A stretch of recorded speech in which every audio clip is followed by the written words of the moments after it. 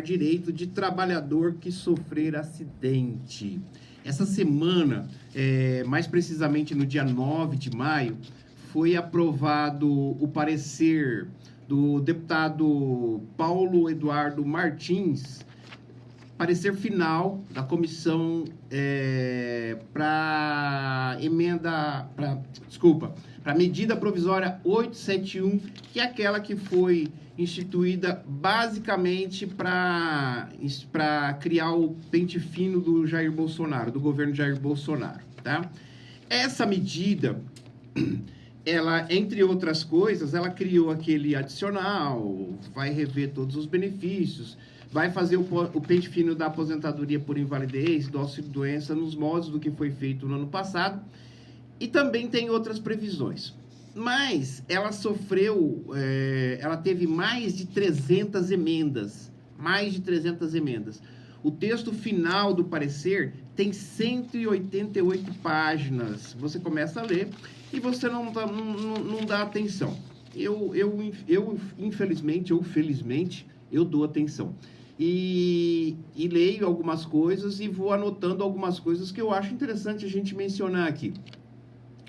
Uma dessas coisas é uma emenda que foi apresentada e que o parecer é favorável à sua aprovação, a emenda 223. O que diz essa emenda 223? Eu tenho aqui em mãos o texto dessa emenda. É a chamada emenda supressiva. Ela modifica o artigo 21 da Lei 8.213.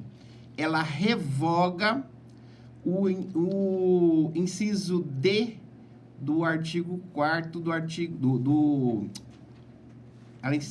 Ela revoga o item D do inciso 4º do artigo 21 da Lei 8.213. E o que é isso, gente? O que é isso? O que é a previsão desse dispositivo que a emenda 871 está revogando? É a equiparação a acidente de trabalho daquele acidente sofrido do trabalhador do percurso de casa para o trabalho e do trabalho para casa. Você está indo para almoçar, volta do almoço, está indo de manhã, está voltando de tarde. O que é isso? Existem atualmente, né, porque essa medida provisória ainda não foi convertida em lei, atualmente existem diversos tipos de acidente de trabalho, diversas situações que são consideradas pela lei acidente de trabalho. Uma delas é o acidente de trabalho propriamente dito. O trabalhador está lá, enfia a mão na prensa, a prensa vem e decepa 2 dedos. É um típico acidente de trabalho. Existe a doença profissional, que também tem tratamento que é aquela doença adquirida ou pela repetição das atividades. A mais comum é a LER, né? Lesão por esforço repetitivo, ou pelo ambiente insalubre de trabalho, ou por outras condições. Essa é a chamada doença do trabalho. Também tem tratamento de acidente de trabalho. E existe também esse chamado acidente in itinere. O que é? É no itinerário. Que é o acidente ocorrido fora do local de trabalho. Aí tem 2 tipos. O primeiro é quando você vai a serviço e o segundo é quando você vai para casa e volta de casa. Esse a serviço ainda está sendo mantido. O empregador manda o office boy ir ao banco para fazer um depósito. Ele atravessa a rua e é atropelado. Ele está a mando do empregador. Nesse caso, ele está a serviço e à disposição do empregador.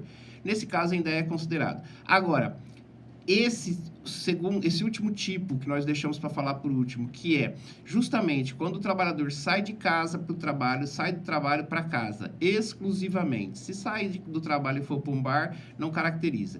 Nesses casos, se ele está saindo de casa e vai embora para o trabalho, vai trabalhar, e no caminho ele cai de moto e quebra uma perna, esse acidente, apesar de não ser tipicamente um acidente de trabalho, é considerado por lei um acidente de trabalho. Se ele sai do trabalho e vai para casa para almoçar e é atropelado, quebra uma perna, é considerado um acidente de trabalho.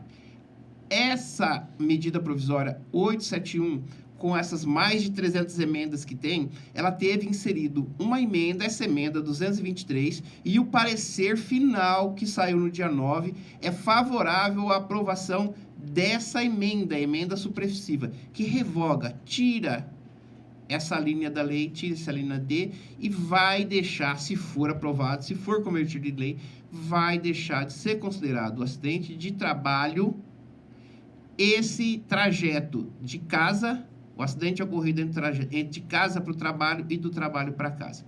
Quais as consequências para o trabalhador disso daí? Primeiro, um acidente ocorrido nessa situação deixaria de ser um auxílio-doença acidentário para ser um auxílio-doença previdenciário. Qual que é a diferença? Quais são as diferenças? Principais diferenças, tá? A principal diferença é que no auxílio-doença acidentário, enquanto o trabalhador estiver recebendo este benefício, o empregador continua obrigado a fazer o depósito do fundo de garantia. No auxílio-doença previdenciário, não. E outra que eu considero a principal consequência.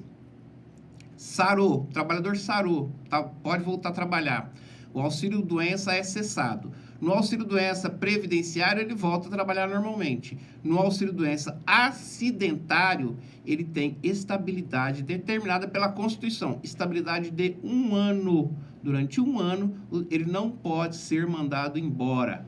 Essas são as principais diferenças, tá? Existem outras também, alguns tipos de categoria, o trabalhador tem que continuar dando, o empregador tem que dar continuidade no fornecimento da cesta básica, entre outras coisas, tá? Mas, basicamente, que afeta todas as categorias, esse daí. Perderia o direito ao fundo de garantia durante o tempo do auxílio-doença, e depois de consolidadas as lesões, ele perde direito também à estabilidade de 1 ano. Essa medida provisória, ela veio com o nome de pente fino, mas tem muita coisa diferente aqui sendo proposta. A gente vai esmiuçar essa semana e a gente promete que a gente vai trazer aos poucos. Se isso aqui for convertido em lei, vai ser uma mini reforma, viu? É bom ficar de olho. É bom.